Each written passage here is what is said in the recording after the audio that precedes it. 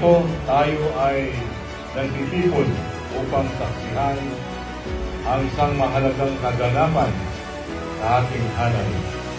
Nais kong batiin ang ating 1,962 newly promoted police officers. Pati na rin ang kanilang mga pamilya at mahal sa buhay na kasama natin ngayon.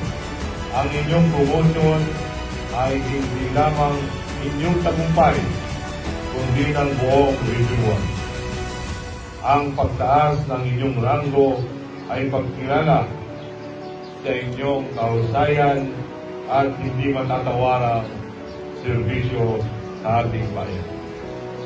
Ang bawat bagong ranggo na inyong itutuon ay sumisimbolo sa mas mataas na antas ng responsibilidad.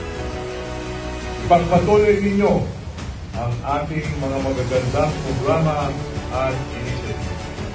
Dahil ang pundasyon ng epektibong pagpapatupad ng batas ay ang tiwala at kumpiyansa sa ating ng pamamayan.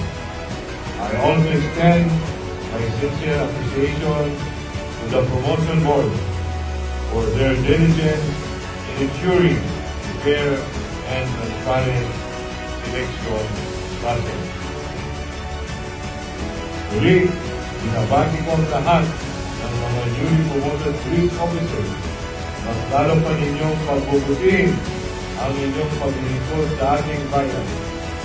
Naway, pagsubayan at pagpalain tayo ng Diyos sa ating mga gawain. Pag-Roman, ligtas ka na, secure ka pa. Region 1, our safe home. Mabuhay ang pambansang pulisya ng Pilipinas. Mabuhay tayong lahat at maraming salamat.